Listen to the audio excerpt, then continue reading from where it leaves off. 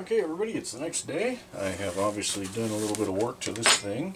I haven't done is check this fuel cap to see what kind of a mess this vent valve might be.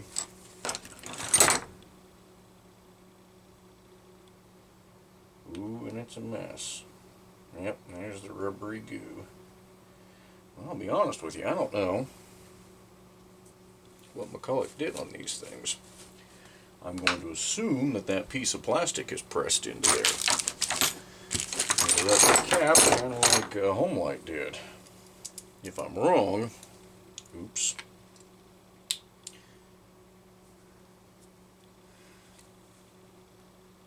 Holy shit. What the? Wow. Well, whatever kind of valve that was. Woo!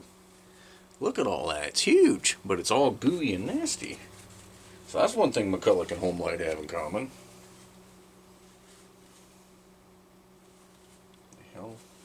Yeah. Whatever that was, it is no more. That's interesting. So that presses in, and there's a hex head shape to that.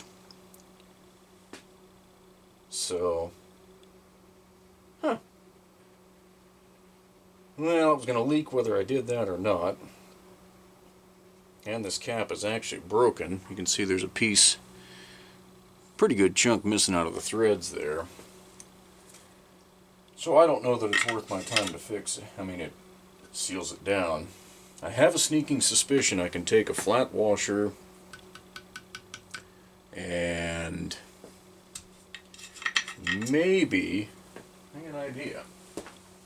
I picked up some plastic spacers a while back to replace the aluminum tube in the Homelight caps that always went missing. Ha! You know, that's what I'm going to do.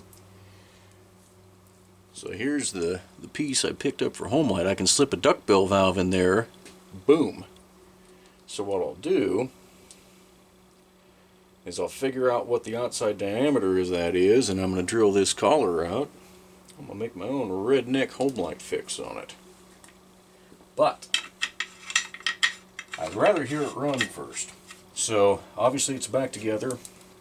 It's not right. I mean, this thing is not ready for the 82cc challenge at all. But at least I'd be able to test it. So I drilled out that broken coil mounting bolt, and as I knew would happen, I wasn't happy with the results. I tried to re-tap it, and it just was pretty fugly. So I went ahead and drilled it out, put a threaded insert in there.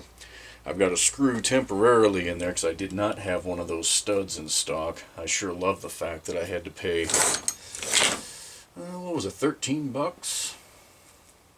That's just, you know, rare part. So anyway, it's on the way. A new starter housing is on the way. This thing has really been run in some weird ways and been abused. These holes up here for the main starter screws, or fan housing, whatever you want to call them, screws, are all wallered out. This is completely broken and missing.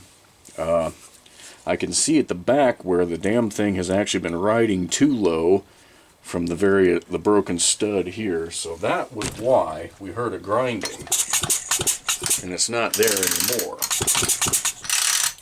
It was the fan housing sitting all cattywampus and actually rubbing on that flywheel. So a new, I said new, I mean used, new to me housing is on its way. So that stud, what else? There wasn't a whole lot more that I needed to order. I still need to go through my junk and see if I've got a set of clutch shoes to put on here. Those look pretty worn. But then if, I don't know, like I say, I'm not as familiar with these things as I am with Homelight. They may be alright, but that's a good 1/8 of an inch of clearance. That seems like a little much, but anyway, let's see if this thing will do us the privilege of firing up. I'm not going to mess with the carb. I'm going to assume that it's somewhere reasonable. I know what you say about assuming, so.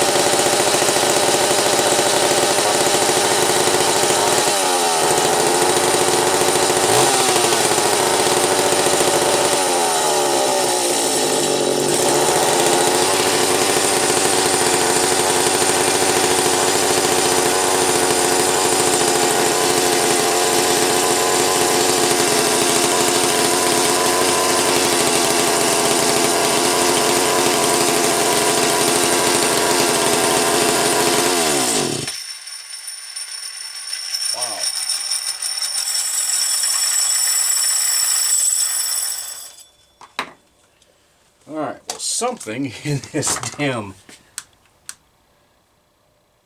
throttle link it just bent because it won't return to the idle stop here. So I'm going to have to mess around with that and get it bent back into shape. I knew that muffler housing was in bad shape, but holy crap, it's actually broken there. Yeah, let's tempt fate. That's unbelievable.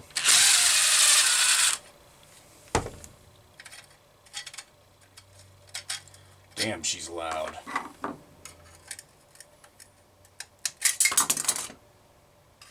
Yep. Now there's the muffler, ported right off the bottom, through that screen, and through that unfortunate mess. So that is garbage. I'm going to have to find a new one. Or at least new to me. I'm sure there's something out there. Until then, I'm not going to lose it, throw it away. So I want to be able to test run this some more. But I'll tell you, based on that, the way this, I mean, granted, that might be a thrust washer missing in there. There might be a bad bearing. I don't know. I'll go through it. But based on that, I think this thing's going to be alright. Let's see if she'll restart. Oh. Ha! What a schmo. The fast idle pin's just jammed up here. That's why it wouldn't come off of the high idle.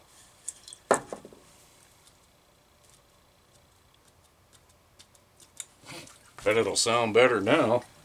God, that's got a lot of compression.